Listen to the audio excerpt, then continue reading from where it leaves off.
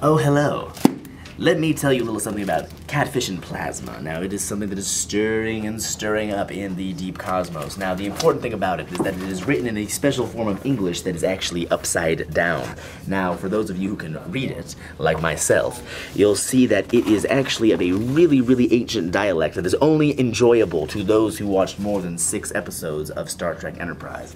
Now, the catfish are important, but plasma is really, really where it becomes even less important, because how do the two reconcile? I'm not sure. I didn't see those episodes. Of course, I know who T'Pol is. I mean, self-respecting fanboy hasn't had a T'Pol standee in his basement at one point or another.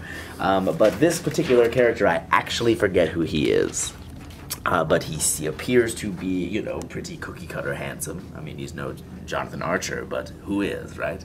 Now, for those of you out there trying to see if you can get a little bit more information, go down to your local library. They're still useful places. These books are not just kindling for the future, you know what I mean? When the great internet collapse of 2323 happens, you'll all be happy that you read Catfish and Plasma.